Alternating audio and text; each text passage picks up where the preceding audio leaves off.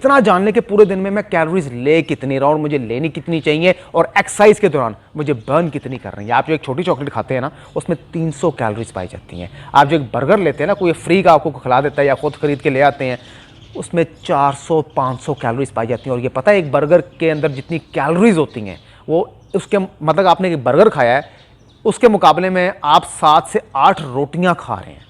अस्सलाम वालेकुम। अगर हमें यह पता लग जाए ना कि कितनी कैलोरीज हमें दिन में कंज्यूम करनी चाहिए और कितनी कैलोरीज हम दिन में बर्न कर सकते हैं, तो वेट लॉस करना दिनों को काम है, कोई इतना बड़ा मुश्किल काम नहीं, सिर्फ कैलकुलेशन करनी है। कैलोरीज का मतलब है कि आपकी बॉडी में वो कितनी एनर्जी प्रोवाइड करता है। हर इंसान जो है एक पूरे दिन में 1800 से 2000 से 2200 तक उसको कैलोरीज चाहिए होती है और इतनी हम ले लेते हैं, मतलब कि पूरा दिन में 3 टाइम खाना खा के जो हम खाते हैं उससे जो हमें कैलोरीज आती हैं वो लगभग इतनी बन जाती हैं। लेकिन अगर आप वेट लॉस की तरफ है तो आपको 1500 तक कैलोरीज लेनी पड़ती हैं, सिर्फ 1500 तक कैलोरीज लेनी पड़ती हैं। लेकिन ये आपके वेट पे डिपेंड करता है। ऐसा नहीं है कि अगर एक बहुत भारी जिस्म का इंसान है उसकी कैलोरीज तो ऑब्वियसली उसकी जो खाने की इंटेक है, कार्ब्स की इंटेक है, प्रोटीन की इंटेक है, शुगर की इंटेक है, वो आम इंसान से जो 70, 80, 90 तक जिसका वेट होता है उसकी इंटेक कम होती है, जिसकी 100 से ऑब्वियसली 120, 130 और या 90, 100 होता है वेट जिसका होता है, उसकी इंटेक भी ज़्यादा होती है, वो कैलोरीज ज़्यादा ले रहा होता है। तो ऑब्वियसली जब उसको ट्रेनिंग करवाई जाती है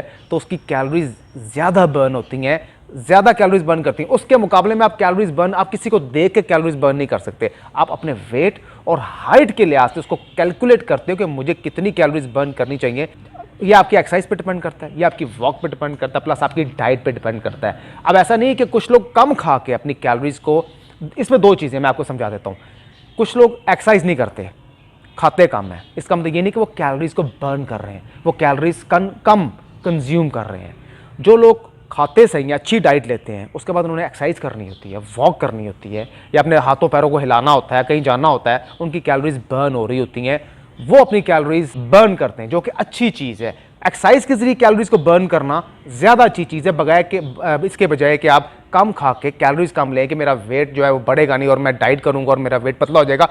बगैर एक्सरसाइज के कैलोरीज को बर्न करने की कोशिश करने का मतलब पता कि आपकी स्किन सबसे पहले डैमेज होती है, प्लस इंटरनली कमजोरियां आपको शुरू हो जाती हैं, इंटरनल वीकनेस शुरू हो जाती है, आपको आप इंटरनली कमज़ोर हो जाते हो, जो कि आपके स्किन के लिए, आपके बालों के लिए, आपकी आंखों के लिए और आपके स्टमक के लिए इंतहाई बुरी चीज़ है। आप पतले हो जाते हो। आप ऐसा आपने स्लिमपन, पतलापन क्या करना है कि लोग आपको देख के बोलें कि यार आप बीमार लग रहे हो, आपकी आंखों के नीचे हल्के आ गए, आपकी स्किन जो है वो ढलकना शुरू होगी, उसमें झुर्रियाँ जल्दी आना शुरू होती हैं। ये कम खा के डाइट करने का नतीजा यही होता है। इसके साइड इफेक्ट सबसे पहले आपकी स्किन पे होता है, बालों पे होता है, आंखों पे होता है और उसके बाद आपके कंधों में होता है, आपके कंधे झुकना शुरू हो जाते हैं और उसके बाद आपके आस्ते आस्ते जॉइंट्स में पेन आना शुरू हो जाती है। हमें समझ नहीं आती कि यार हमारे पट्ठों में, हमारे कंधों में, हमारे जॉइंट्स में, हमारे घुटनों में इतनी वीकनेस क्यों आ गई है। बैठे बैठे हमारी अक्सर टांगें सूज जाती हैं, कई लोगों की हाथ सूज जाते हैं, तो कहते इतनी देर में बैठा हो कि मेरा पाँव सूज गया है, सो गया है। तो इसकी वजह ये होती है ब्लड सर्कुलेशन कम हो जाती है, आपकी जो प्रॉपर डाइट की इंटेक है वो सही नहीं होती।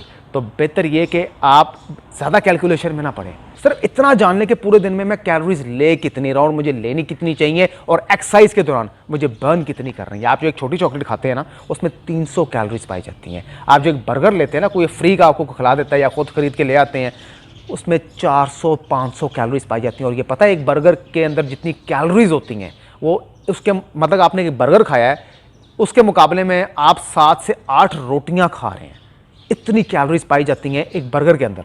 मैं हमेशा अपनी वीडियोस में कहता हूं कि 30% आपकी एक्सरसाइज है। लोग इतनी ज़्यादा एक्सरसाइज करते हैं उसके बाद नॉर्मल रूटीन में खाना खा रहे होते हैं, घर में जो सालन बने होते हैं, ऐसा नहीं है। आपका वेट लॉस इससे नहीं होगा। 30% आपकी एक्सरसाइज है, 70% आपकी डाइट है, जो कि डिपेंड करती है आपने वेट गेन करना है या वेट लॉस करना है। अगर आप वेट लॉस की तरफ हैं तो आपको अपनी डाइट फिर वेट लॉस वाली रखनी चाहिए। वो मैंने वीडियो बनाई हुई है, लिंक डिस्क्रिप्शन में दे देता हूँ। चीप डाइट प्लान, सस्ता डाइट प्लान। लेकिन फिलहाल मैं बात कर रहा हूँ कैलोरीज के बारे में, आपको बता रहा हूँ कि हम जो बर्न करते हैं एक्सरसाइज के दौरान वो हमारी कैलोरीज होती हैं। तो कैलोरीज का इनटेक, कैलोरीज आपको मिलती कहाँ से हैं? कैलोरीज आपको प्रोटीन से मिलती हैं, कैलोरीज आपको शुगर से मिलती हैं, कैलोरीज आपको कार्ब से मिलती हैं। तो बेहतर ये है कि आप बजाय के कम खा के डाइटिंग करें, आपकी स्किन में नुकसान होएगा, बालों को नुकसान होएगा, आपके इंटरनल वीकनेस हो जाएगी। आप अच्छी डाइट लेके और एक्सरसाइज करके और वॉक करके अपनी कैलोरीज को बर्न करें, वो आपकी सेहत के लिए ज़्यादा बेहतर चीज़ है। और हर बंदे की कैलोरीज की इनटेक और कैलोरीज बर्न करने का तरीका डिफरेंट होता है, क्योंकि उसकी हाइट और वेट के लिहाज से उसको बताया जाता है कि दिन में आपको हेल्थी जो एक्सरसाइज आप करेंगे उससे आपकी जो कैलोरीज हैं वो इतनी बर्न करना आपके लिए बेहतर है। ऐसा नहीं है कि मैं अगर 120 किलो वाले 120 केजी वाले बंदे को देख रहा हूँ जिसका वेट है और वो जो अपनी कैलोरीज बर्न कर रहा है एक्सरसाइज करती है, मैं भी उतनी ही कैलोरीज बर्न कर सकता हूँ, नहीं, उसका प्रोसीजर डिफरेंट है। मेरी वेट और मेरी हाइट के लिहाज से मेरा प्रोसीजर जो है वो डिफरेंट है। इसकी कैलकुलेशन निकालनी पड़ेगी। वीडियो बड़ी लंबी हो जाएगी, वो नेक्स्ट वीडियो में बताऊंगा कि कैलोरीज की कैलकुलेशन कैसे निकाली जाती है हाइट और वेट के लिहाज से। तो और मेरे पूरे दिन में मूवमेंट क्या है, एक्सरसाइज क्या है, पूरा हर चीज़ को डिपेंड करती है। ये वीडियो ज़रा लंबी जो होती है तो सिर्फ ये छोटी सी चीज़ बतानी थी कि कैलोरीज हमारी बॉडी में करती क्या है और ये आती कहाँ से है और ये बर्न किस तरह होती है। जो बर्न होती है वो एक्सरसाइज के जरिए आप करते हो। बहरहाल अब तक के लिए इतना, हाफिज़।